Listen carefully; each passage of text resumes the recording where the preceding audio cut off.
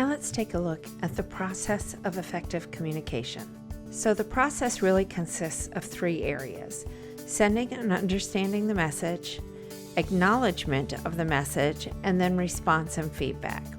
So we're going to take a little bit of a deeper dive into sending and understanding the message, where we look at each of the things that you see here on the screen related to that, which is word context, words to avoid, avoiding provoking words, tone of voice and voice inflection, eye contact and physical spacing, body language and method of delivery. Then we'll take a look at acknowledgement, and then the things related to response and feedback, which are paraphrasing, mirroring, open-ended questions, and empathy statements. So let's start with word context. The speaker selects the words for communicating based on his or her understanding of the specific words and phrases.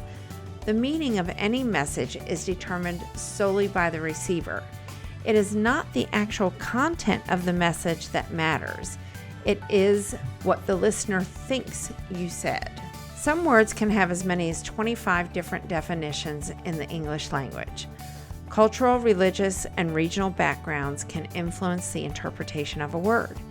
Some words can even stir up an emotional response, leading to a breakdown in communication.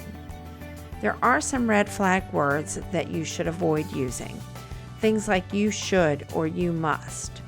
You'll never. Why don't you? You never or you always. You're wrong. The words on the left of this table that you're looking at here are ones that can cause a negative response and hinder communication. So look at other words that you can use in place of those. So provoking phrase would be can't. An alternative would be can.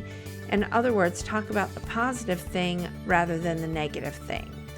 Instead of saying I'm sorry, or sorry we can't do that, or sorry but you're not going to get that, starting off something with sorry, instead you can say something like I'm not sure we can do that. Instead we could, and then offer up a solution. Saying sorry but we can't do that doesn't really help the person, right? You've got to give them something else to go on. I don't know. Instead of saying that, say I'll find out. Or it's even okay if you find yourself saying I don't know, just simply say, but I'll be glad to find out and get back to you.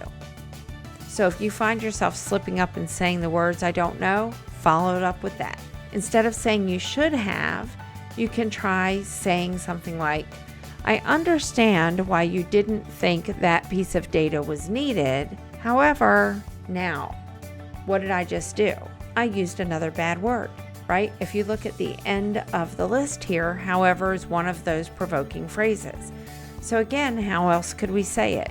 You see how easy it is to kind of fall back on the words that we know and that we're used to that are actually provoking phrases. So instead of saying, I understand why you didn't think that piece of data is necessary. However, you could try saying, I completely understand why you didn't think that piece of data was needed for this particular project. I think that, and then state why it might be necessary. Just leave the word however out of it and it completely changes the tone. Why didn't you? Instead of saying that, you can say, I can see why you didn't, and then do whatever it was that they didn't do.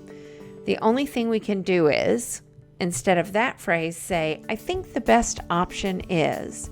So rather than saying to them your only option is, you can say, I think the best option is, which makes people feel better about having options.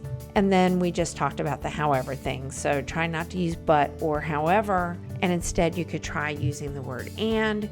You could try just simply starting the sentence without the word however, like I did in the example I used.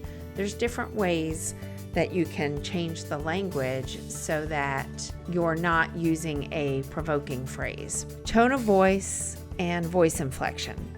Emphasizing or stressing a word indicates importance, and it frequently impacts the meaning of the entire message. Especially in the technology field, using the correct words is critical to understanding. And because of that, more emphasis is spent on the content versus how it is said. So let's look at an example of what I'm talking about here.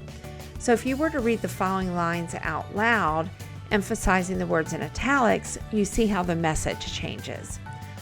I did not say he wanted a new report. I did not say he wanted a new report. I did not say he wanted a new report. I did not say he wanted a new report. I did not say he wanted a new report. I did not say he wanted a new report. I did not say he wanted a new report. So you see how when you put the emphasis on different words, it actually changes the meaning, if you will, of what the sentence is saying. When I say, he did not say he wanted a new report, it's like I am saying, well, he didn't say it, but it was implied. Where if you go to number 7, I did not say he wanted a new report, that completely changes it. The implication is that I didn't say he wanted a new report, not about whether or not he said he did, but whether or not that is the thing that he wants. So it completely changes it based on where you're emphasizing your words. So you want to make sure you're being conscious of that. We're led to believe that the text or content of a message is the message, but it's not really. There are really 3 parts to a message, with words only making up 7% of that message. Nonverbal cues make up 55%, and the tone of voice is 38%.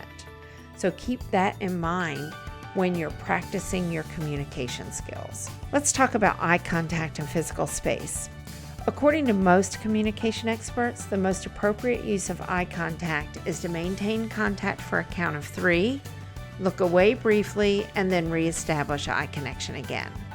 So like I said earlier, don't stare at somebody. Look at them, look away, look back again. Because staring can be regarded as disrespectful, and it can also be intimidating. Avoiding eye contact, though, so going the opposite direction, sends negative messages that makes it look like you might not be interested in what the other person is saying. You may not be being truthful in the moment, and it can also make you look arrogant. Your physical distance and moving during communication tells the other person how interested and involved you are also. There is a kind of common comfort zone for people, or what we would call their personal space, right? And you want to make sure that you're not kind of leaning into their personal space and making them feel uncomfortable. Think about what that is for you, what your personal space is, how close somebody can get to you before you start getting uncomfortable. And it's going to be the same way for other people.